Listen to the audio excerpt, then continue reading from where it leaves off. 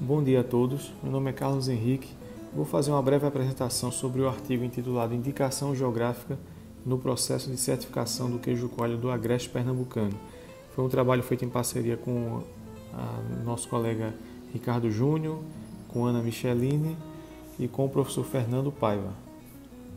A indicação geográfica, em termos de definição, pode ser considerada uma ferramenta coletiva de promoção mercadológica e tem o objetivo de destacar lugares, pessoas e produtos por intermédio de sua herança histórico-cultural. Ou seja, ela traz o fator de origem, o fator geográfico associado àquele produto ou serviço, ou ainda pessoas no caso. As suas origens vêm da Europa, principalmente Portugal e França. A gente tem, por exemplo, queijo Roquefort na França, o vinho do Porto em Portugal e vários outros exemplos de referência.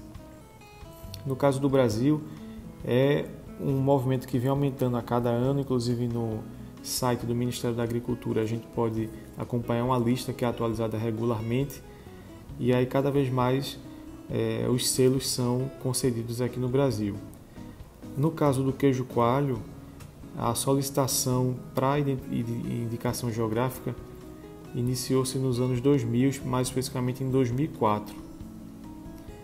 E, no caso, as regiões que já conseguiram o reconhecimento de IG, ou que estão buscando tal selo, elas têm que ter em mente também que elas não estão isentas de desdobramentos negativos, no caso.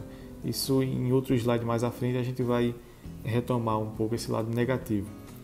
Então, considerando tudo isso, foi feito um levantamento bibliográfico para responder a seguinte questão de pesquisa.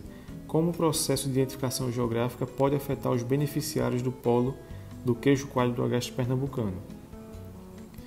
Então, falando especificamente da indicação geográfica, elas internacionalmente são regidas pela ADPIC, que é um acordo vinculado à OMC, e no Brasil é feito a regulamentação a partir da Lei de Propriedade Industrial do ano de 96, em que a lei estabeleceu duas subdivisões para essa indicação geográfica: indicação de procedência e denominação de origem. Essa tabela ela mostra bem sucintamente algumas diferenças entre as duas classificações, mas basicamente a indicação de procedência ela é muito mais simples. Ela leva em consideração mais o local de fato, a referência geográfica. Mas, por exemplo, questões de como o produto é produzido, que matéria-prima é implementada, toda essa questão de característica de produto, tudo isso não é necessariamente um requisito indispensável para a indicação de procedência, mas sim para a denominação de origem. Aí sim é um processo mais complexo. Aqui no Nordeste a gente tem alguns locais que se destacam na produção de queijo, não só em Pernambuco, mas em todo o Nordeste existem polos, queijeiros. Em relação ao queijo de Pernambuco, do Agreste Pernambucano, foi feita em 2005 uma reunião para a especificação, no caso a padronização desse queijo, de modo a concorrer de uma forma mais forte para garantir a identificação. E então foi feita essa formatação em termos de tamanho do queijo, do peso, da cor, aspectos e etc.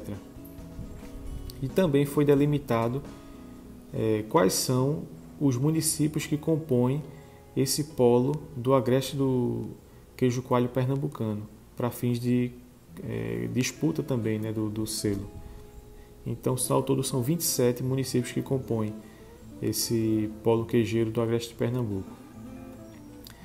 Então, a indicação geográfica do queijo coalho, no nosso caso, ela é de indicação de procedência, ou seja, aquela variável mais simples, não é a denominação de origem.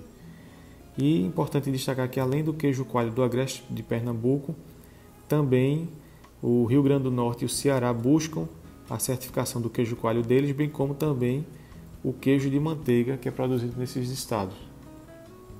Então, positivamente, a gente pode destacar como implicações da obtenção da indicação geográfica, por exemplo, aumento do valor agregado dos artigos, incremento do valor dos imóveis da região, descendo um pouco mais na próxima linha o reconhecimento de notoriedade dos produtos, assegurando a originalidade e qualidade.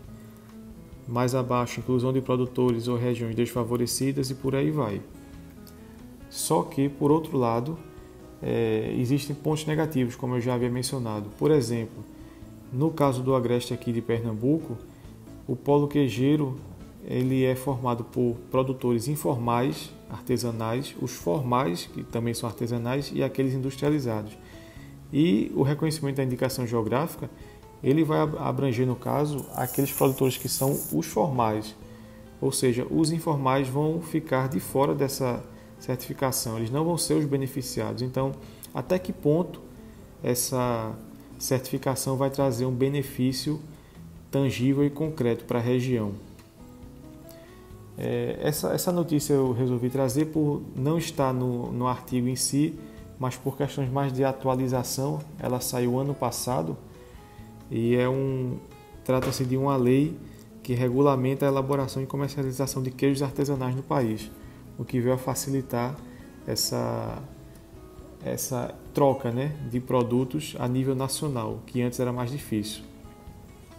E como considerações finais, a gente pode deixar aí a proposta de aprofundamento da temática, e buscando responder, por exemplo, questões que já foram tratadas aqui no artigo, como quem são de fato os beneficiados com o reconhecimento de origem, ou então os esforços empreendidos para a conquista da certificação são compensados posteriormente com os resultados obtidos a partir da IG. São questões que ensejam um aprofundamento, quem sabe em outras regiões também, e até por questões de comparação com o que já foi obtido em outros estudos. Então, eu encerro por aqui. Obrigado.